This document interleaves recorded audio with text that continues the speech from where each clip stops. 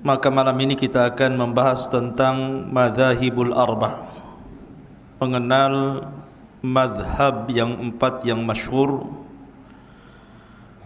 Walaupun sebenarnya madhab itu tidak terbatas kepada empat madhab, tapi madhab itu banyak. Ada madhab Ats-Tsauri, ada madhab Auza'i, ada madhab Ibnu Uyainah, dan yang lainnya selain daripada yang sudah masyhur. Ada Hanafi, Maliki, kemudian Syafi'i dan Hambali. Tetapi yang populer yang sampai kepada kita yang disebarkan murid-muridnya hanyalah madzhabul arba', empat madhab yang kita kenal hari ini. Dan yang kita akan bahas malam ini adalah madhab yang paling muda, madhab Hambali, dan kita akan mengenal siapa pencetusnya. Dialah Al-Imam Ahmad ibnu Hanbal rahimahullahu ta'ala. Siapakah Imam Ahmad ibn Hanbal? Bagaimana talabul ilminya? Bagaimana ujian-ujian selama beliau mengemban tugas talabul ilmi? Kemudian siapa syuyukhnya, guru-gurunya, murid-muridnya, sampai bagaimana dia wafatnya. Ma'asyiral muslimin yang dimuliakan Allah Azza wa Jalla, Imam Ahmad ibn Hanbal kunyahnya adalah Abu Abdillah. Abu Abdillah namanya adalah Ahmad ibn Muhammad ibn Hanbal ibn Hilal ibn Asad ibn Idris sampai kepada kabilahnya Asy-Syaibani, Az-Zuhli Asy-Syaibani. Adapun kunyahnya Abu Abdillah, sebenarnya Imam Ahmad sudah punya kunyah Abu Abdillah ini sebelum dia menikah. Dia mengkunyah dirinya dengan Abu Abdillah. Kemudian setelah menikah, karena beliau sibuk talabul ilmi, sehingga beliau menikah itu setelah usianya di atas 40 tahun, baru kemudian menikah. Setelah menikah kemudian punya anak laki-laki namanya Saleh. Kemudian anak kedua barulah kemudian diberi nama Abdullah sesuai dengan kunyahnya. Dari situ muncullah kunyah Abu Abdillah Ahmad ibn Muhammad ibn Hanbal rahimahullahu ta'ala. Adapun ibunya namanya Safiyah bintu Maimunah bintu Abdul Malik. Safiyah bintu Maimunah bintu Abdul Malik. Setelah Imam Ahmad lahir, ayahnya meninggal. Artinya Imam Ahmad terlahir yatim. Sampai-sampai Imam Ahmad sendiri yang mengatakan, saya tidak pernah mengetahui wajah kakekku dan bapakku, karena memang usia setahun belum bisa mengenali ayahnya. Jadi ketika beliau usia setahun, ayahnya meninggal dunia. Lah ibunya yang kemudian merawat Imam Ahmad. Dari sini ada faedah besar bahwa kefakiran seseorang, karena memang dari antara seluruh imam-imam madhab yang paling fakir itu Imam Ahmad, yang paling miskin Imam Ahmad dari semua madzhabul arba'. Tetapi kefakiran dan keyatiman Imam Ahmad tidak menjadikan Imam Ahmad menjadi orang kecil. Bahkan dia menjadi ulama dunia. Siapa yang merawatnya? Ibunya. Makanya akhwat di belakang, dari sekarang harus belajar betul menjadi akhwat-akhwat yang cerdas, karena hampir semua imam madhab itu dididik ibunya. Imam Syafi'i menjadi imam besar karena ibunya. Abu Hanifah menjadi imam besar karena ibunya.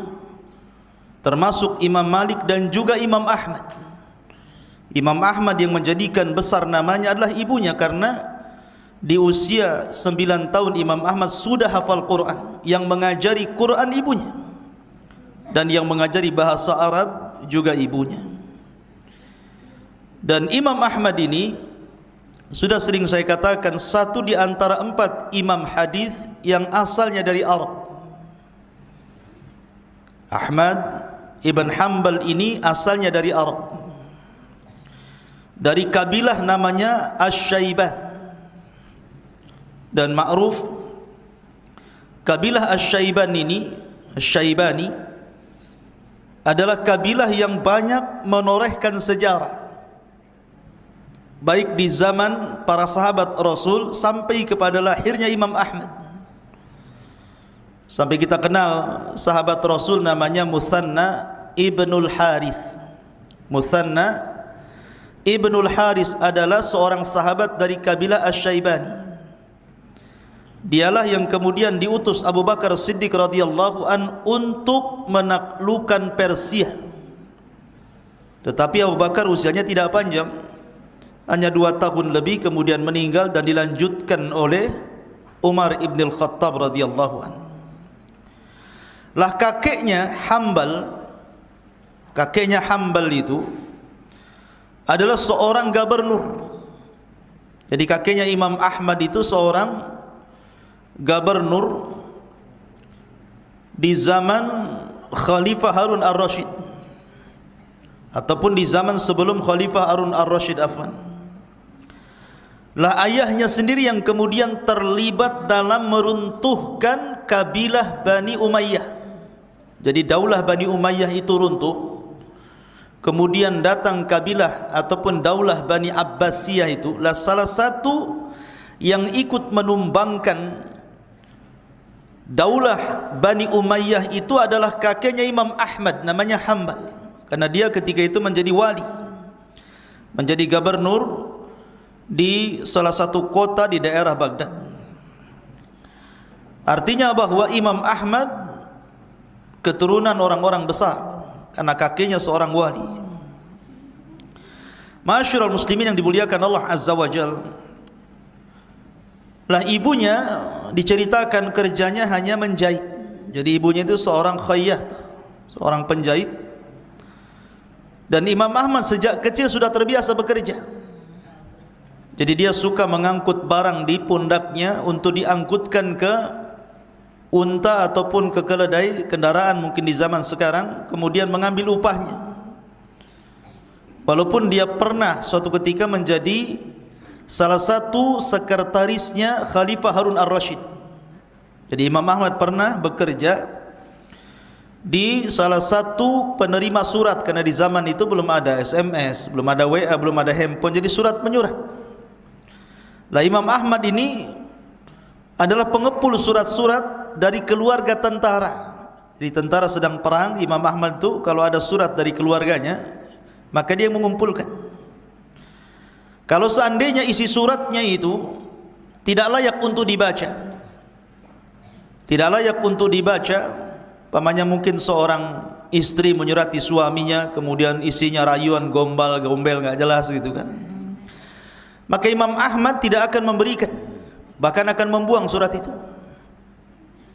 Sampai suatu ketika ada tentara yang mengadu kepada Harun ar-Rasyid, istriku mengirim surat, kenapa tidak sampai ke tanganku? Maka Harun ar-Rasyid memanggil Imam Ahmad dan mengatakan, ya Ahmad, kenapa surat yang harusnya sampai kepada fulan ibn fulan tidak sampai ke tangannya?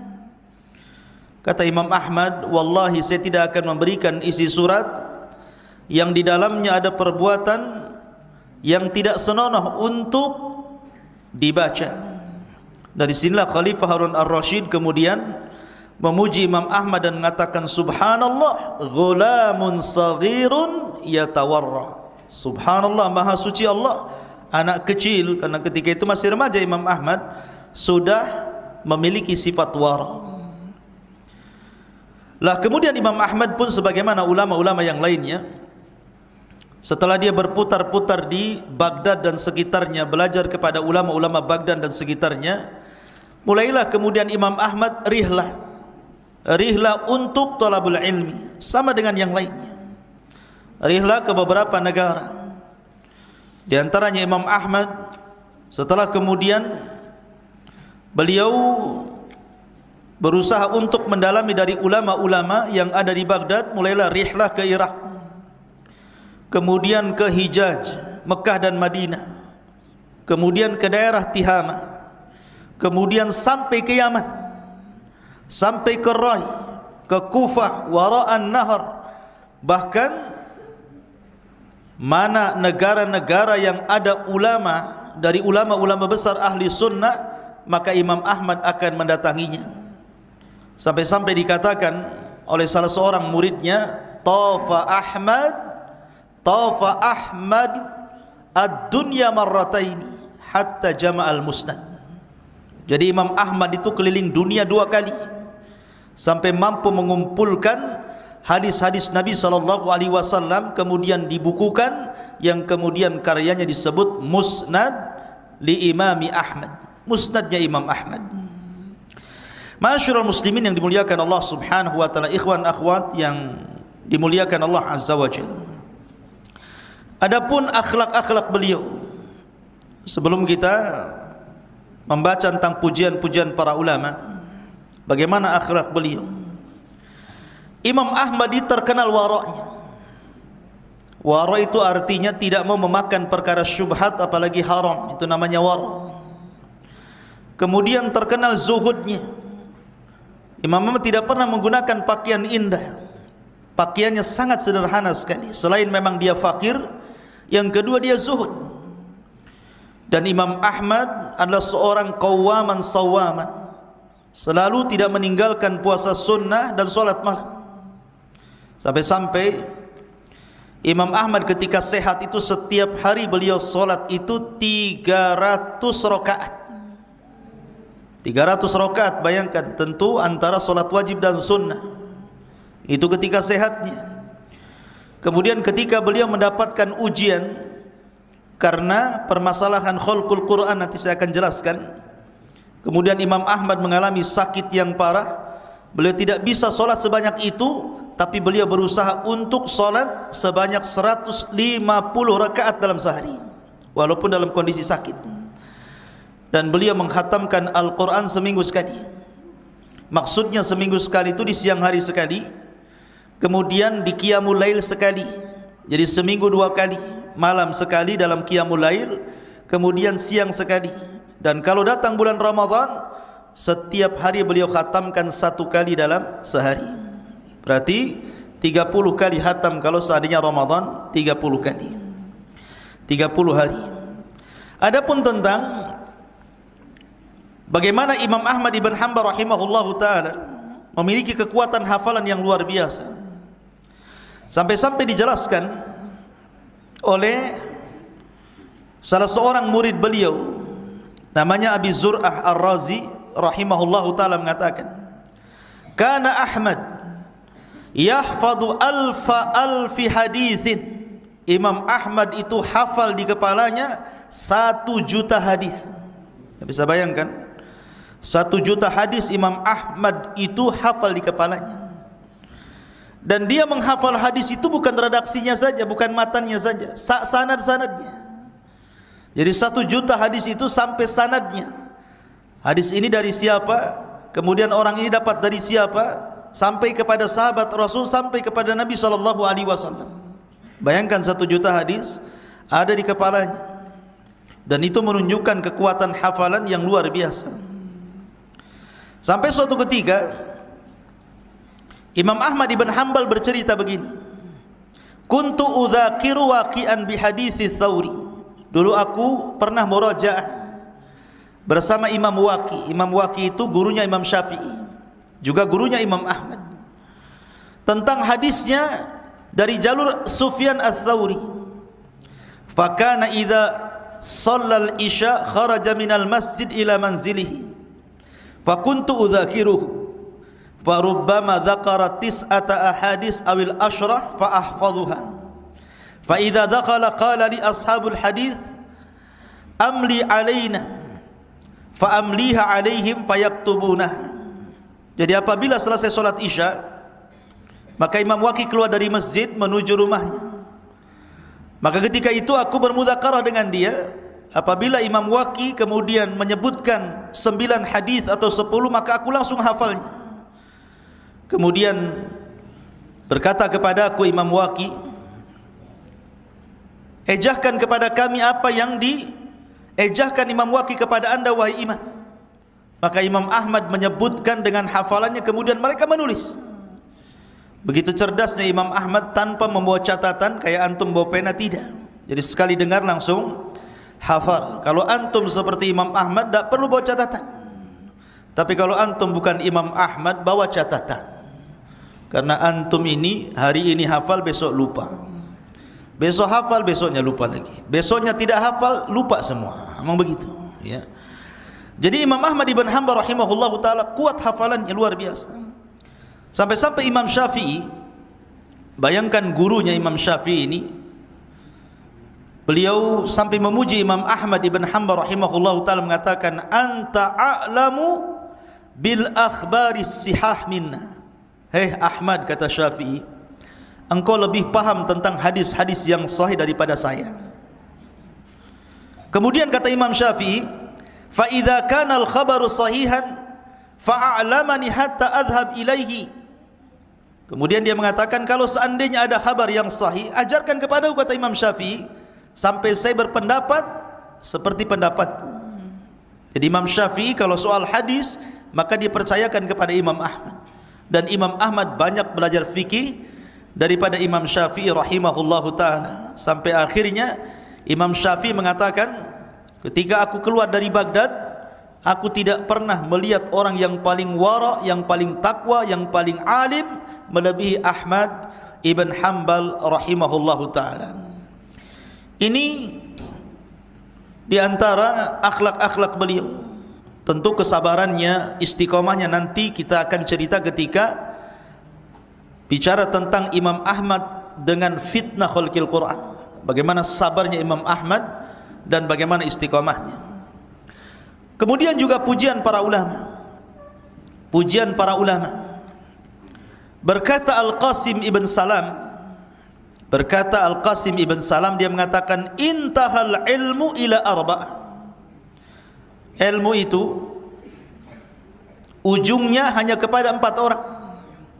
Ahmad ibn Hanbal, kemudian Ali ibn Madini, kemudian Yahya ibn Ma'in, kemudian Abi Bakar ibn Syaibah. Bayangkan, kata Al-Qasim ibn Salam mengatakan, puncak ilmu itu ada pada 4 ulama. Pertama Ahmad ibn Hanbal, kedua Ali ibn Madini, ketiga Yahya ibn Ma'in, dan yang keempat Abi Bakar ibn Abi Syaibah. Dan ini pujian luar biasa, karena yang memuji juga bukan orang biasa, ulama besar.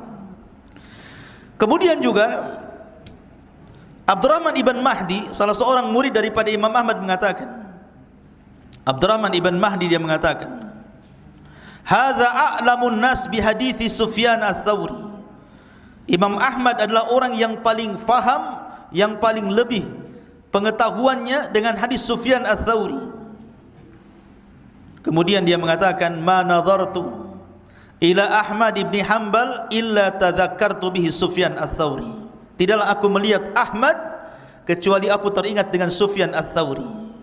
Saking cerdasnya Imam Ahmad sampai disejajarkan dengan Imam Sufyan ats-Tsauri rahimahullahu taala. Ma'asyiral muslimin, santri ikhwan dan akhwat yang dimuliakan Allah subhanahu wa ta'ala.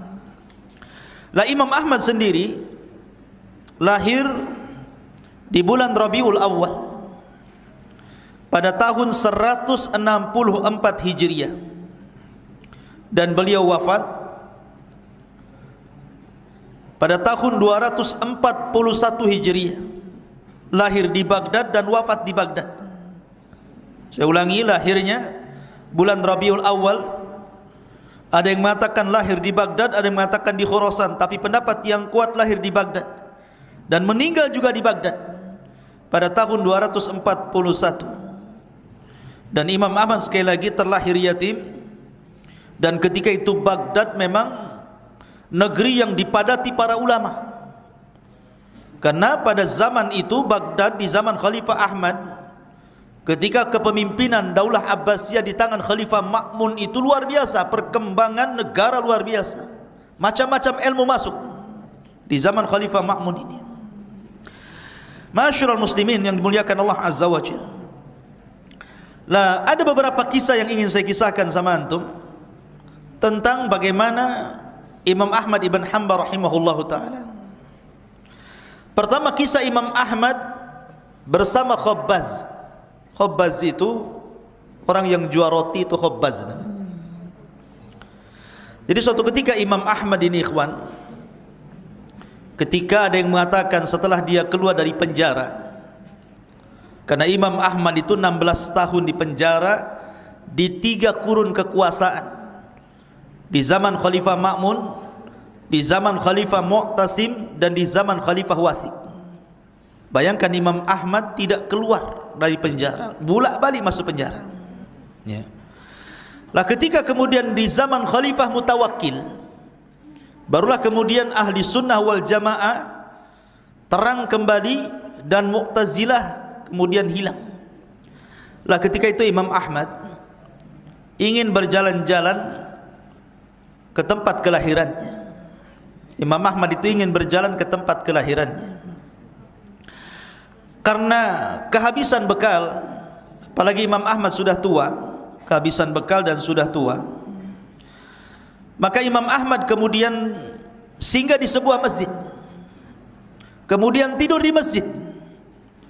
Ini kurang ajarnya takmir masjid ini, melihat ada orang yang tidur di masjid tidak suka, dan dia tidak kenal siapa Imam Ahmad, dia hanya kenal namanya, tapi orangnya nggak tahu seperti apa. Imam Ahmad sudah tua, kemudian diusir, jangan tidur di masjid. Akhirnya Imam Ahmad ibn Hanbal rahimahullah ta'ala yang sudah tua terpaksa keluar, kemudian tidur di teras masjid. Sampai di teras masjid pun tidak boleh, diusir sampai keluar pagar. Terpaksalah Imam Ahmad akhirnya tidur di bawah pohon. Bayangkan imam dunia, imam besar, tidur di bawah pohon. Dan ketika diusir dari masjid, dia tidak mengatakan, jangan usir aku ini Imam Ahmad, kau tidak kenal aku ya. Tidak juga. Dia tidak pernah sombong dengan kebesaran namanya. Lah di samping masjid itu ada Khabbaz. Ada Khabbaz itu ada warung, ya, yang jual roti. Lah Khabbaz ini melihat ada kakek tua tidur di bawah pohon, kasihan dia. Akhirnya kata Khabbaz ini, wahai syekh, wahai orang tua, kemarilah, tidurlah di rumah saya, tidurlah di toko saya ini. Akhirnya kemudian disediakan satu tempat di toko roti itu. Imam Ahmad pun tidur di situ. Tapi semalaman Imam Ahmad tidak bisa tidur. Pandangannya mengarah kepada tukang roti itu yang masih muda itu. Dia lihat lisannya tukang roti itu tidak pernah diam kecuali dibasahi dengan zikrullah. Astaghfirullah, subhanallah, la ilaha illallah, Allahu akbar. Terus ngomong begitu. Pokoknya lisannya zikir terus tidak berhenti. Kemudian kalau sudah sampai tengah malam, sepertiga malam, dia habiskan untuk qiyamul lail sampai kemudian subuh. Kemudian setelah subuh dia terus berzikir. Pokoknya dia membuat takjub Imam Ahmad, hebat kali anak muda ini, lisannya tidak pernah berhenti zikir, kemudian qiyamul lail, kemudian puasa sunnah paginya, sampai akhirnya Imam Ahmad penasaran. Kemudian memanggil kepada anak muda itu, wahai anak muda, siapa gurumu? Saya ingin berguru kepada dia. Saya lihat engkau ini orang takwa, kau ini orang takut kepada Allah, lisanmu tidak pernah berhenti daripada zikrullah ya azza wa jalla dan qiyamul lail. Kata tukang roti ini, sebenarnya aku ingin meniru seorang alim besar, tapi sayang orang ini ada di penjara. Karyanya luar biasa, pujian para ulama luar biasa. Aku ingin belajar kepada dia tapi tidak sempat. Aku hanya berdoa kepada Allah subhanahu wa ta'ala, ya Allah temukan aku dengan dia, Padahal semua doaku apabila aku panjatkan hampir tidak pernah meleset diijabah Allah kecuali satu doa. Kemudian Imam Ahmad mengatakan, doa apa itu? Maka dia mengatakan, aku hanya berdoa kepada Allah Azza wa Jal an yurinil imamu Ahmad ibnu Hanbalin rahimahullahu ta'ala. Aku hanya ingin dipertemukan dengan Imam Ahmad ibnu Hanbal rahimahullahu ta'ala. Dia tidak tahu di hadapannya siapa? Imam Ahmad. Dari situlah Imam Ahmad menangis. Barulah dia mengatakan, ana Ahmad ibn Hanbal. Ana Ahmad ibn Hanbal. Sayalah Ahmad ibn Hanbal. Lihat, ya, bagaimana kecintaan seseorang kepada ulama besar menjadikan dia akhirnya doanya senantiasa diijabah Allah. Kemudian setelah dia mengetahui di hadapannya Imam Ahmad, dia pun memeluknya, dia pun menangis, kemudian merengek ingin belajar kepadanya. Akhirnya dia pun menjadi salah satu daripada tilmid min talamidi Imami Ahmad. Luar biasa kisah ini, ikhwan. Kemudian kisah yang kedua, walaupun kisah yang kedua ini sebagian para ulama menganggap kisahnya yutakallam, dibicarakan para ulama, fi nazar, ada pandangan para ulama tentang sahih dan tidaknya, tentang pertemuan Imam Ahmad dan Imam Syafi'i. Jadi suatu ketika Imam Ahmad itu, ikhwan, dia tidak pernah setiap harinya dalam sujud-sujudnya kecuali berdoa kebaikan untuk Imam Syafi'i setiap sholat. Karena bagaimanapun Imam Syafi'i yang banyak mempengaruhi Imam Ahmad, karena dia gurunya. Jadi dia senantiasa berdoa, dalam sujudnya dia tidak lepas mendoakan Imam Syafi'i kebaikan. Dan kalau bicara dengan anak-anaknya, maka dia selalu memuji Imam Syafi'i. Tuh, bagaimana kecintaan Imam Ahmad kepada ulama, dia juga ulama. Sampai akhirnya putrinya Imam Ahmad ini terpengaruh dengan kisah-kisah Imam Syafi'i yang dikisahkan Imam Ahmad kepada anaknya. Sampai suatu ketika Imam Syafi'i berada di Baghdad, dekat dengan rumahnya Imam Ahmad. Kebetulan Imam Syafi'i ini terkena sakit kepalanya, sakit pusing kepalanya, diikat. Kemudian Imam Syafi'i pun kemudian berziarah ke rumah Imam Ahmad. Bahagianya luar biasa Imam Ahmad, bayangkan. Terutama putra dan putri Imam Ahmad. Karena setiap hari Imam Ahmad memuji Imam Syafi'i, tapi tidak kenal siapa Imam Syafi'i. Ketika ziarah ke rumahnya, tentu senang dan bangga anak-anaknya. Oh, rupanya ini gurunya Abi, yang diceritakan setiap malam, yang didoakan setiap tahajud. Rupanya ini Imam Syafi'i. Akhirnya kemudian salah satu putri Imam Ahmad ini ingin melihat akhlaknya Imam Syafi'i, karena ini imam kondang ingin besar. Jadi diperhatikan di rumahnya Imam Syafi'i ngapain saja.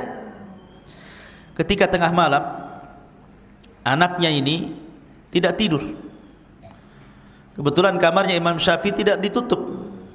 Jadi lihatnya, kok Imam Syafi'i kok tidur terus, ya. Kemudian ketika sampai sepertiga malam, tidak juga bangun, qiyamul lail, ya. Kemudian apabila subuh, dia langsung sholat, tidak wudu, ya. Kemudian esok paginya ketika dihidangkan makan, habis pula makan yang dihidangkan itu. Oh, ini rakus nih. Jadi ada 3 catatan di sini. Pertama, kenapa dia tidak sholat malam? Yang kedua, kenapa dia sholat subuh tidak berwudu? Yang ketiga, banyak kali makannya, gitu ya. Jadi putrinya Imam Ahmad ini penasaran, dia bertanya kepada bapaknya, wahai Abi, betul tak tuh Imam Syafi'i, katanya. Kata Imam, iya dia Imam Syafi'i, dia guru Abi. Kayaknya bukanlah, katanya. Emang kenapa? Dia mengatakan gini, Bi, saya perhatikan nih beberapa hari dia di rumah kita ini.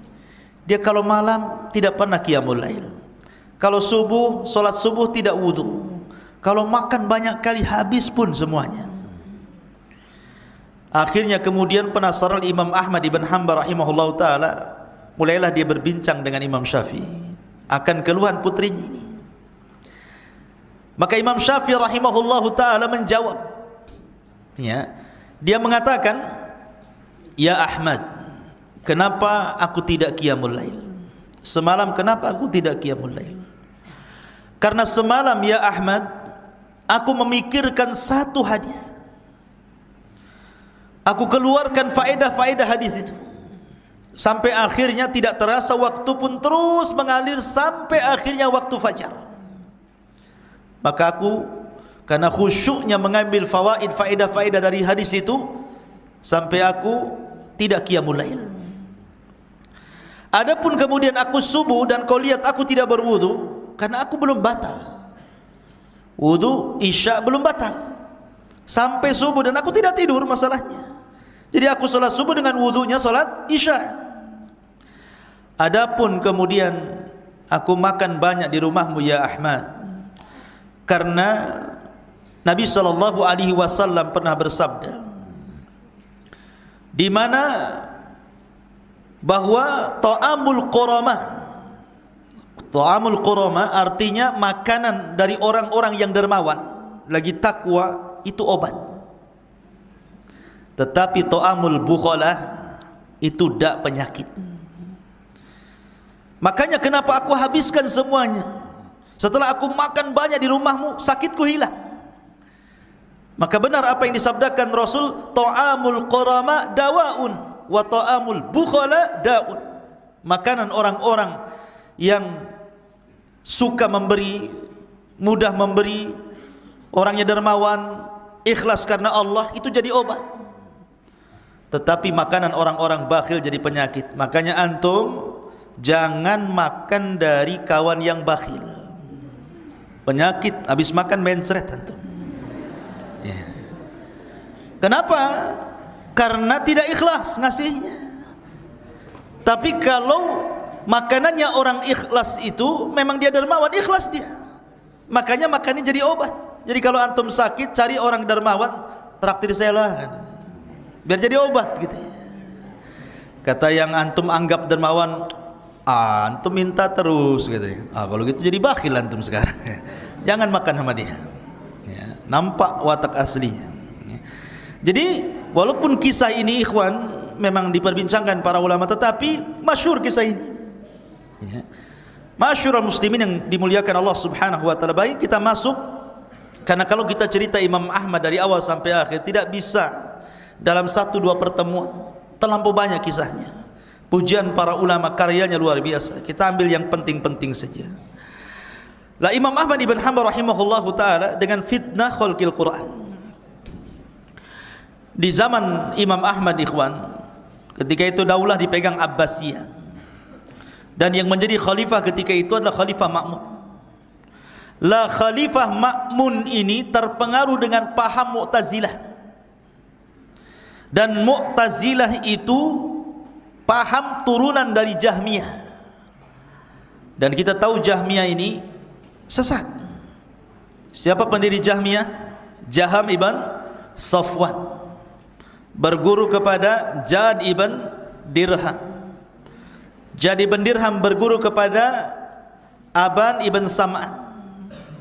Aban ibn Sam'an berguru kepada Talut, dan Talut berguru kepada penyihir Rasul Labid ibn A'sam, seorang Yahudi yang menyihir Nabi. Saya ulangi silsilahnya Jahmiyah ini. Catat, Jahmiyah ini aliran pendirinya adalah Jahm ibn Safwan. Jahm ibn Safwan ini murid daripada Jad ibn Dirham.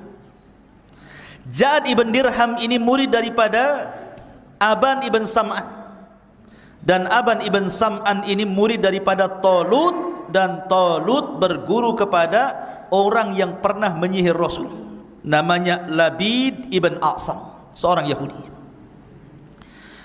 Lah di antara turunan pemahaman Jahmiyah itu adalah Mu'tazilah. Siapa pendiri Mu'tazilah? Namanya Wasil ibn Atha. Pendiri Mu'tazilah itu namanya Wasil ibn Atha. Dulu Wasil ibn Atha ini murid daripada pemimpin tabi'in, namanya Hasan al-Basri, seorang ulama besar di zaman tabi'in. Ya, Hasan al-Basri punya murid Wasil ibn Atha. Tetapi Wasil ibn Atha ini membangkang. Dia menyelisih pendapat gurunya ketika bertanya soal beberapa soalan, salah satunya tentang para pelaku dosa besar. Maka Imam Hasan Al-Basri menjawab, para pelaku dosa besar itu dia mukmin naqisul iman, dia tetap muslim, mukmin tetapi kurang imannya. Dan di akhirat tahta masyiatillah, di bawah kehendak Allah. Kalau Allah mau Allah masukkan ke neraka, kalau Allah mau Allah masukkan ke surga. Itu jawaban Hasan Al-Basri. Tapi Wasil bin Atta mengatakan tidak, saya tidak sependapat dengan anda. Dibangkang gurunya dan mengatakan pelaku dosa besar, kata Wasil bin Atta, manzilatun baina manzilataini. Dia jangan dikatakan mukmin, jangan pula dikatakan kafir. Dia tengah-tengah antara mukmin dan kafir, dan di akhirat dia kekal di neraka. Dari situ dia keluar dari majelisnya Hasan Al-Basri. Dalam bahasa Arab, keluar dari majelis itu namanya i'tazala. I'tazala itu keluar dari majelis. Maka ketika itu dia punya halaqah sendiri di Masjid Basra itu.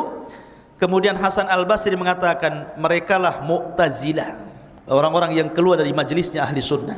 Maka ketika itulah rombongannya Wasil ibn Atta dan pemahamannya disebut Mu'tazilah. Lah di zaman Khalifah Ma'mun, Mu'tazilah itu berhasil menjadi kendaraan politik negara. Jadi negara itu menunggangi agama untuk berpolitik lewat agama. Lah pemahaman yang diusung oleh negara kala itu pemahaman Mu'tazilah yang diusung oleh Wasil ibn Atta tadi. Kemudian lahirlah ulama-ulama Mu'tazilah. Di antaranya Bishr al-Murrisi, kemudian juga Ahmad ibn Abi Du'ab. Ahmad ibn Abi Du'ab, sama-sama Ahmad. Makanya di zaman itu ada dua Ahmad. Jadi Ahmadan, dua Ahmad. Yang satu tercela dan satu terpuji. Satu tercela Ahmad ibn Abi Du'ab, tokoh Mu'tazilah, sekaligus mufti daripada Khalifah Ma'mun. Dan yang satunya Imam Ahmad ibn Hanbal, ulama ahli sunnah, penentang Mu'tazilah. Lah ketika itu Khalifah Ma'mun akalnya dikuasai Mu'tazilah di tangan Ahmad bin Abi Du'ab. Maka ketika itulah Khalifah Ma'mun memaksakan bahwa keyakinan Mu'tazilah ini harus tersebar menjadi agama negara. Bayangkan agama dijadikan tunggangan politik oleh Khalifah Ma'mun ini. Lah ketika itu ada ulama besar namanya Yazid ibn Harun. Yazid ibn Harun ini masih ditakuti oleh siapa? Oleh Khalifah Ma'mun. Maka Khalifah Ma'mun mengirim satu utusan untuk mendatangi Yazid ibn Harun. Kasih tahu Yazid bin Harun, Khalifah akan memaksakan rakyat seluruh kota Baghdad untuk berakidah Mu'tazilah dan mengatakan Al-Quran makhluk. Kata Yazid bin Harun, wallahi kadzabta, dusta kamu. Tidak mungkin Khalifah menyuruh seperti itu. Kalaupun dia harus menyuruh seperti itu, jangan dilakukan. Wallahi la yaf'al, jangan dia lakukan. Akhirnya karena dia masih takut dengan Yazid ibn Harun, karena ulama besar kala itu, maka Khalifah Ma'mun pun tidak menyebarkan akidah Mu'tazilah sampai wafatnya Yazid ibn Harun. Setelah wafatnya Yazid ibn Harun inilah baru kemudian Khalifah Ma'mun memaksa orang untuk jadi Mu'tazilah. Semua dipaksa. Bahkan yang tidak berakidah Mu'tazilah ditangkap, dimasukkan penjara. Sampai ketika itu ulama berpecah menjadi 3 kelompok. Kelompok yang pertama terpaksa mengatakan Al-Quran makhluk. Terpaksa mengatakan Al-Quran makhluk karena takut pedangnya penguasa. Ya. Kemudian kelompok yang kedua mentakwil, tidak mengatakan Al-Quran kalamullah, tidak mengatakan Al-Quran makhluk. Mereka hanya mengatakan Injil, Taurat, Zabur, Suhuf, Quran makhluk.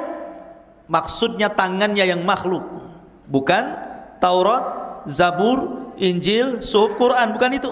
Disyaratkan kepada tangannya. Maksudnya dia ingin mengatakan yang makhluk itu tangannya, bukan Taurat, Injil, ini bukan itu. Ada yang mentakwil seperti itu supaya tidak ditangkap.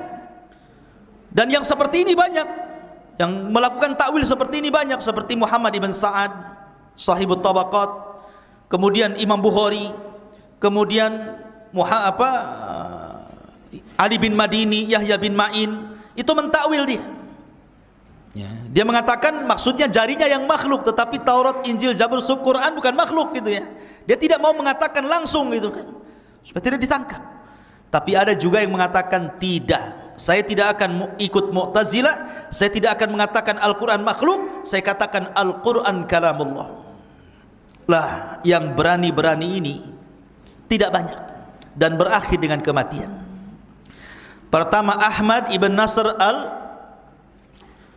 al-Khuzai, Ahmad ibn Nasr al-Khuzai mati di penjara.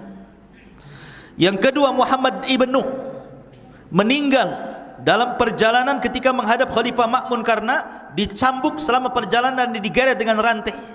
Akhirnya Muhammad ibn Nuh mati di perjalanan.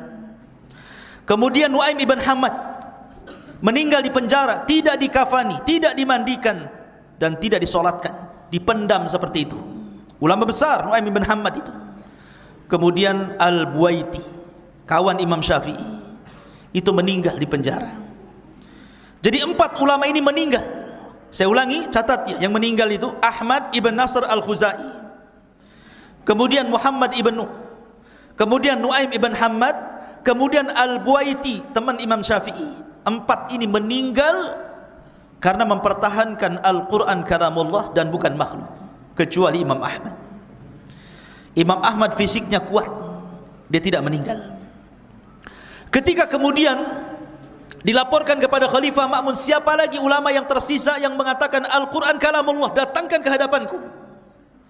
Ketika itu orang-orang mengatakan tinggal satu wahai Khalifah. Siapa dia? Dialah Ahmad bin Hanbal. Oh, kalau gitu datangkan kepada saya. Ketika itu Khalifah Ma'mun tidak pernah melihat Imam Ahmad, Imam Ahmad pun tidak pernah melihat Khalifah. Akhirnya ditangkaplah Imam Ahmad, kemudian mau dihadirkan ke Khalifah. Hampir sudah mendekati daerah tempat Khalifah tinggal di situ. Imam Ahmad berdoa kepada Allah Azza wa Jalla. Apa doanya? Imam Ahmad mengatakan, ya Allah, janganlah kau perlihatkan wajah Khalifah dengan wajahku, begitu juga wajahku dengan dia. Jangan kau perlihatkan wajahku dengan wajahnya atau wajahnya dengan wajahku. Subhanallah, doa orang yang dizalimi, ikhwan. Karena Imam Ahmad dirantai, kemudian rantainya digeret di kuda, kemudian kudanya kencang, jadi dia diseret-seret pakai rantai. Anda bisa bayangkan, ulama besar diseret-seret dengan rantai. Dia hanya berdoa kepada Allah, ya Allah, jangan kau pertemukan wajah dia dengan wajahku dan wajahku dengan wajahnya. Doa orang yang mazlum dizalimi, laisa bainahu wa bainallah hijab, tidak ada penghalang antara dia dengan Allah, ikhwan. Mustajab. Subhanallah. Belum lagi Imam Ahmad berjumpa dengan Khalifah, Khalifah pun meninggal karena doanya orang yang dizalimi. Ketika Khalifah Ma'mun kemudian meninggal, wasiatnya, lihat, orang yang meninggal su'ul khotimah. Khalifah Ma'mun meninggal su'ul khotimah. Kenapa? Karena meninggal di akidah Mu'tazilah masalahnya dan menyiksa para ulama. Rupanya diberwasiat kepada penggantinya Khalifah Mu'tasim sama, untuk memperjuangkan akidah Mu'tazilah dan tetap menjadikan Ahmad bin Abi Du'ab untuk menjadi penasehat keagamaan kala itu, dan dia tokoh Mu'tazilah. Maka di zaman Khalifah Mu'tasim lebih keras lagi. Imam Ahmad mendapatkan siksaan luar biasa. Setiap hari dihadirkan di persidangan, dibuat debat dengan para ulama Mu'tazilah, disaksikan orang ramai, tapi Imam Ahmad tidak pernah kalah. Tidak pernah kalah. Setiap dia tidak pernah kalah. Akhirnya ketika mereka tidak sanggup untuk berhujjah dengan kuwatul hujjah, maka dibalik hujjatul quwah namanya. Dengan kekuatan disiksanya Imam Ahmad, dipukul, disiksa, dipukul, sampai akhirnya Imam Ahmad bolak-balik pingsan, darah bercucuran di badannya, di penjara, bolak-balik masuk penjara sampai 30 bulan, salasina syahran, 30 bulan Imam Ahmad mendekam di penjara, setiap hari dicambuk.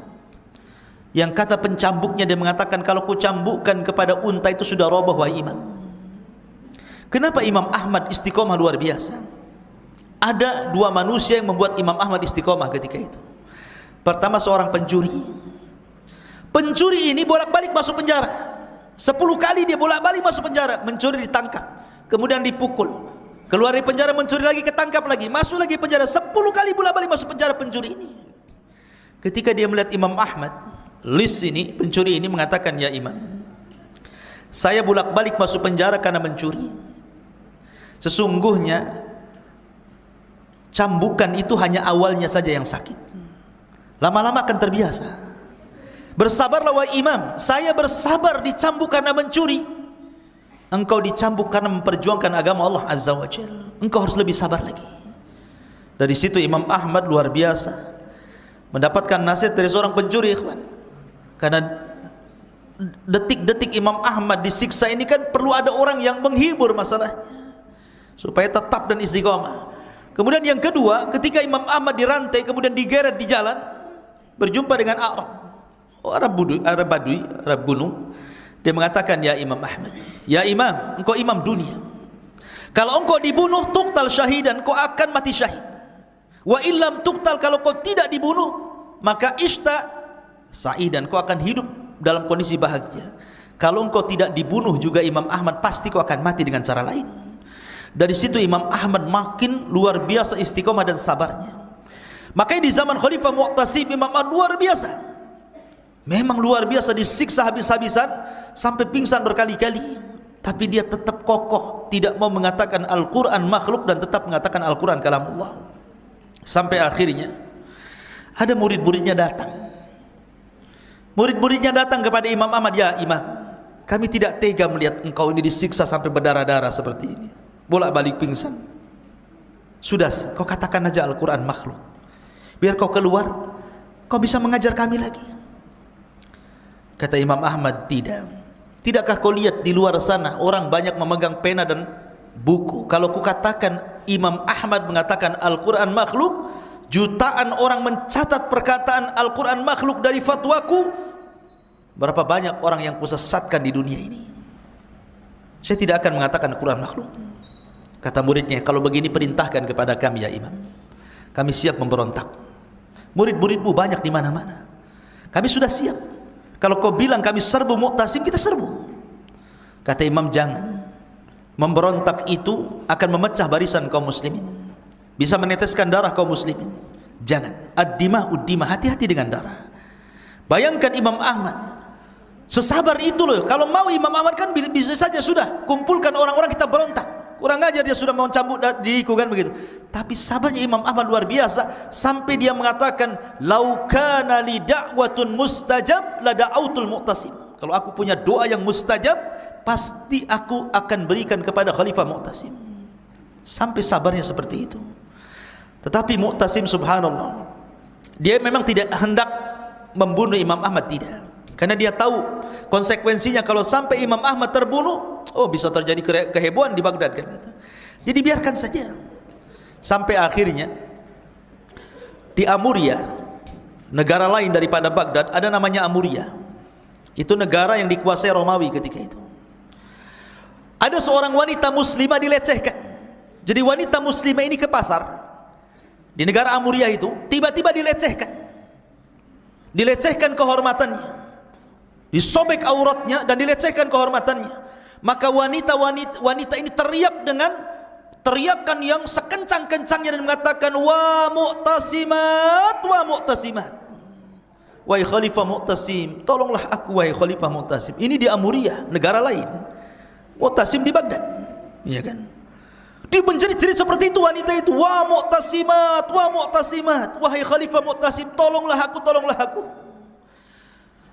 Kata tentara Romawi, berteriaklah kau sekehendakmu, Mu'tasim di Baghdad, kau di sini tidak akan dengar, katanya. Akhirnya ada seorang muslim mendengar teriakan itu, pulang dia ke Baghdad, langsung lapor kepada Khalifah Mu'tasim, ya Khalifah, ada seorang wanita dilecehkan kehormatannya, dia memanggil-manggil dirimu. Sejak itulah Khalifah bangkit. Kemudian dia mempersiapkan pasukan besar satu Baghdad, dikumpulkan pasukan itu. Karena takut Imam Ahmad mati di penjara, dibebaskan sama Khalifah Mu'tasim.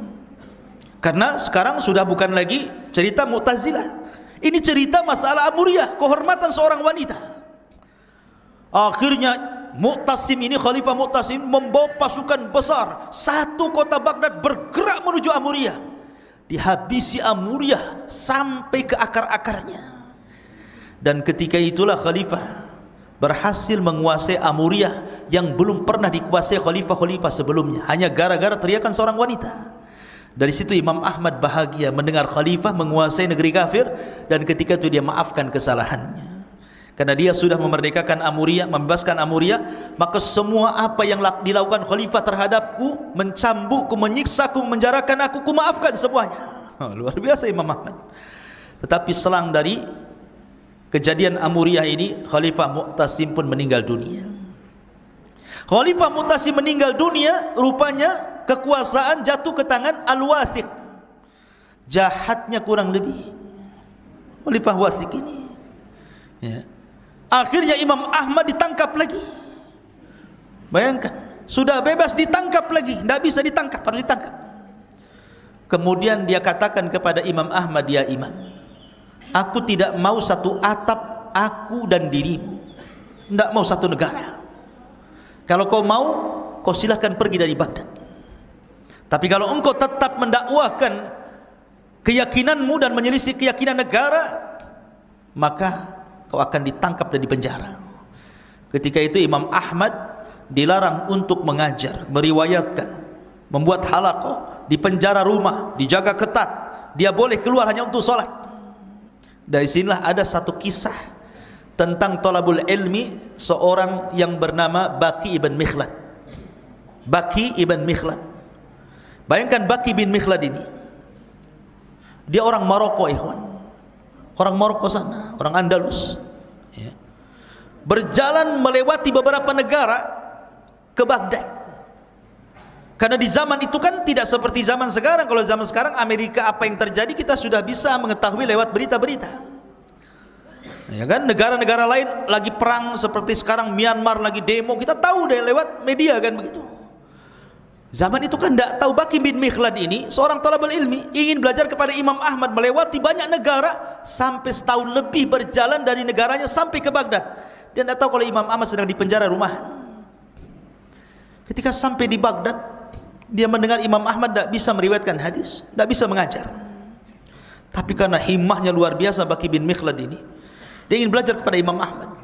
Akhirnya dia pura-pura masuk ke penjaranya Imam Ahmad dan mengatakan, ya Imam, saya jauh-jauh dari Andalus sana, ingin belajar kepadamu, berikan satu hadis atau dua atau tiga hadis kepada saya. Kata Imam, tidak bisa. Lihat penjaga-penjaga di sekitar sini, kalau sampai aku dilihat sedang mengajarkan satu dua buah hadis kepada seseorang, maka tahu akibatnya, saya tidak akan meriwayatkan satu hadis pun. Akhirnya Baqi bin Mikhlad ini kecewa, kan udah jauh-jauh dari negaranya ingin belajar kepada Imam Ahmad. Akhirnya dia punya siasat, dia datang pada Imam Ahmad pada lain waktu dan mengatakan, ya Imam, bagaimana kalau seandainya aku akan berpenampilan bukan seperti penampilan thalabul ilmi? Saya akan berpenampilan compang-camping layaknya pengemis.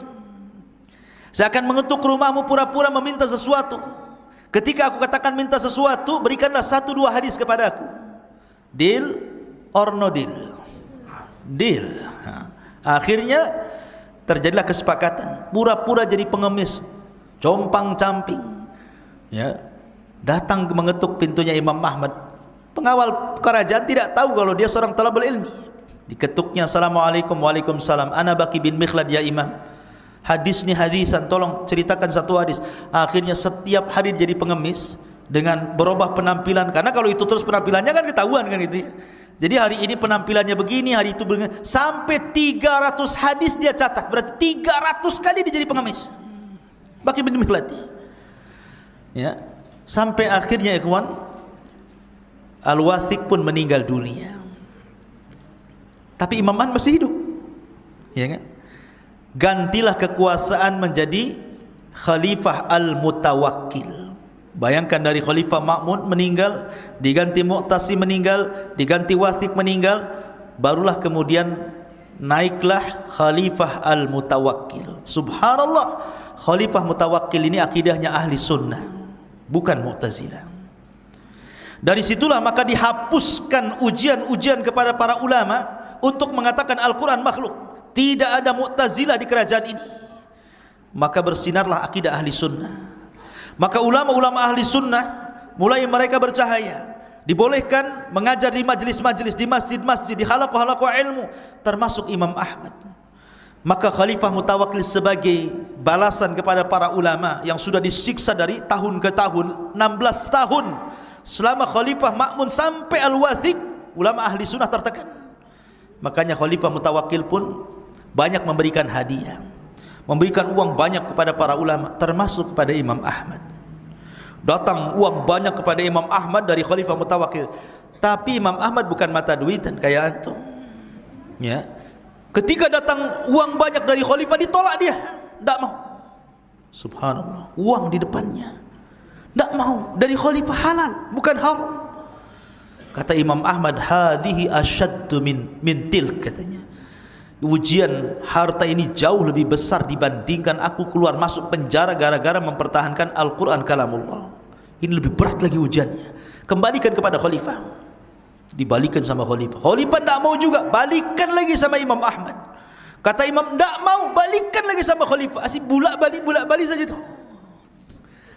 Ketika sudah tidak bisa lagi Imam Ahmad membujuk untuk dikembalikan kepada khalifah, terpaksa kata Imam Ahmad kepada murid-muridnya, ini harta dari khalifah, uang dari khalifah banyak sekali, khud ma syi'tum, ambil sesuka kalian.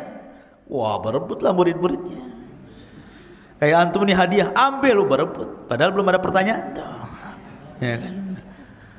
Jadi diambil murid-muridnya Imam Ahmad, 1 sen pun dia tidak mengambil.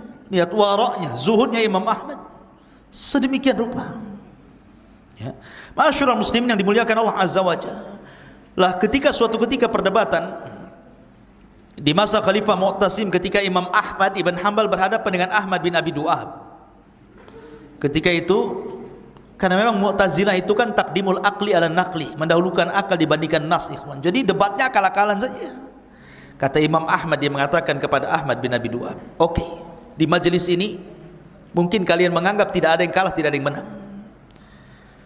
Tetapi ingat, akan ada sebuah hari yang menunjukkan kemenangan diriku di atas dirimu.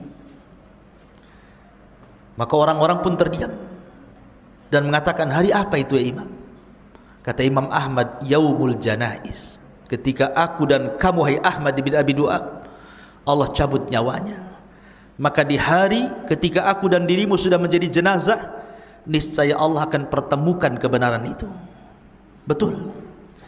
Maka Imam Ahmad ibn Hanbal rahimahullahu ta'ala, ketika diwafatkan oleh Allah subhanahu wa ta'ala, di hari wafatnya beliau di tahun 241 Hijriah, dia wafat. Satu kota Baghdad, ikhwan, keluar semua. Anak kecilnya, perempuannya, dewasanya, nenek-neneknya, kakek-kakeknya, semua manusia keluar untuk menyolati jenazahnya Imam Ahmad. Bayangkan, satu kota Baghdad, berapa kali solat itu? Dari pagi sampai sore tidak berhenti orang solat itu. Dan di hari wafatnya Imam Ahmad, ada yang mengatakan 20.000 orang-orang kafir masuk Islam. Gara-gara melihat bagaimana sabat dan sabarnya Imam Ahmad, sampai-sampai kemudian orang-orang kafir melihat akhlak yang luar biasa, mereka merasa kehilangan Imam Ahmad, sosok Imam Ahmad kehilangan karena akhlaknya luar biasa, ya kan? Imam Ahmad itu sampai 20.000 lebih orang-orang masuk Islam di saat wafatnya. Ketika Ahmad bin Abi Du'ab meninggal dunia, hanya 3-4 orang yang mengurus jenazahnya. Hanya 3-4 orang mengurus jenazahnya. Sementara ketika Imam Ahmad, ini sama-sama Ahmad namanya, satu tokoh Mu'tazilah, satu tokoh Ahli Sunnah. Tapi ketika hari wafatnya Imam Ahmad, apa yang terjadi? Satu kota Baghdad menangis, menyolati Imam Ahmad, dan sedih karena kepergiannya. Bahkan 20.000 orang kafir masuk Islam. Berbeda dengan Ahmad bin Abi Du'ab, meninggalnya seperti bangkai. Tidak ada orang yang menyolati, memandikan, kecuali hanya 2-3 orang saja. Lihat perkataan Imam Ahmad, kebenaran itu akan muncul di hari yaumul janaiz. Di sini ditampakkan ahli sunnah di atas akidah Mu'tazilah. Ma'asyiral muslimin yang dimuliakan Allah Azza wa Jalla, sedikit kita bicara tentang karyanya. Imam Ahmad ini keliling dunia 2 kali sampai terkumpul sebuah karya yang luar biasa, namanya Musnad Imam Ahmad. Ada istilah-istilah kitab, ada istilah Al-Jami, seperti karyanya Imam Bukhari kan. Apa namanya karya Imam Bukhari? Al-Jami As-Sahih. Karya Imam Muslim, Al-Jami As-Sahih. Kemudian karya Abi Dawud, Tirmidzi, Nasai, Ibnu Majah disebut Sunan. Karyanya Imam Ahmad disebut Musnad. Apa bedanya? Al-Jami, Sunan, Musnad. Ini istilah-istilah para ulama ketika mengarang buku. Kalau Sunan dengan Al-Jawami itu ada kemiripan, Al-Jami dengan Sunan itu ada kemiripan. Miripnya sama-sama ada tertata dengan bab. Tertata ada babnya. Bab taharah, bab solat, bab puasa, bab haji. Itu Jami ataupun Sunan. Kalau Jami lebih luas lagi, mencakup akidah. Kalau Sunan hanya fikih-fikih saja. Tapi kalau Musnad tidak. Musnad tidak ada babnya dia. Dia hanya diurut sebagaimana tartib rawi. Pamannya begini. Dan Imam Ahmad itu akan meletakkan seorang perawi dari yang paling afdal, kemudian yang afdal, kemudian yang di bawahnya. Beliau letakkan Khulafaur Rasyidin dulu. Abu Bakar Siddiq. Dia mendengar hadis dari Rasul, hadis apa saja. Makanya riwayat Abu Bakar itu kan tidak mencakup bab toharoh saja, mungkin bab jihad, mungkin bab buyu, mungkin bab macam-macam, gitu kan. Dalam satu rentetan penyebutan itu macam-macam pembahasan di situ. Karena bukan diambil bab, tetapi diambil perawi. Nah, Abu Bakar ini punya berapa hadis dicantumkan semua. Kemudian setelah Abu Bakar Umar, setelah Umar Utsman, setelah Utsman Ali, setelah Ali baru sisa 10 sahabat yang dijanjikan masuk surga. Setelah itu baru keluarga Rasul. Setelah itu baru ummahatul mukminin, istri-istri Nabi. Setelah itu baru orang-orang yang ikut perang Badar. Setelah itu baru begitu macam-macam sampai selesai buku. Seperti itu tartibnya Musnad itu. Jadi bukan diambil dari bab, tetapi diambil dari seorang ruwat perawi.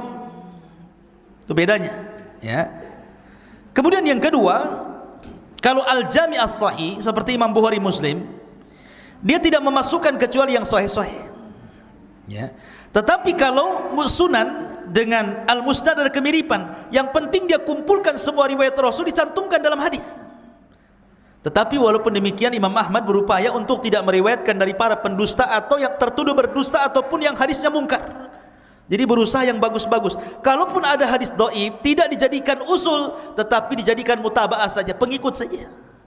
Dan subhanallah, di dalam Musnad Imam Ahmad itu terdapat 40.000 hadis. Tentu yang terulang-ulang, yang tidak terulang-ulang sekitar 30.000 ya. Tetapi bayangkan 40.000 hadis semua dari hafalan. Bukan kayak kita ngarang buku itu nengok referensi dulu, baru dicatat, baru di khulasohnya apa gitu. Enggak. Imam Ahmad mencatat dari hafalan dia. Sampai akhirnya terkumpul musnad yang luar biasa. Itulah bedanya Musnad, Sunan dan Al-Jami.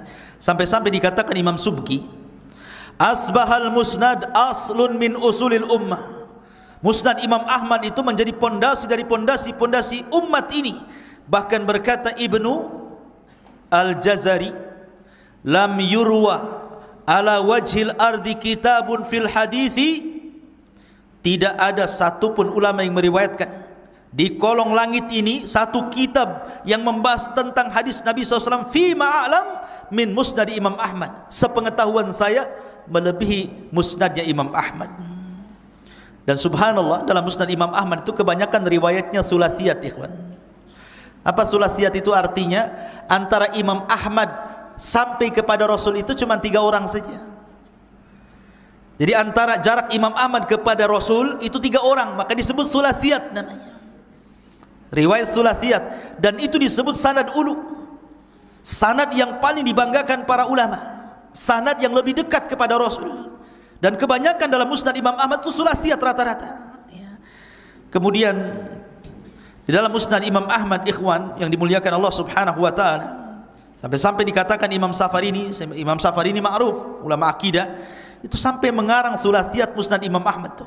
Jadi dia mengambil sulasiyatnya kemudian dikarang satu buku.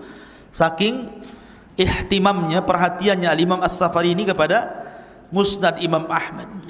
Bahkan mengalir pujian para ulama dari ulama muhaddisin seperti Ibnu Hajar dan yang lainnya tentang musnadnya Imam Ahmad Ibn Hanbal rahimahullahu taala. Ini diantara imam besar Imam Ahmad rahimahullahu taala dan juga karya besarnya Musnad Imam Ahmad. Taib.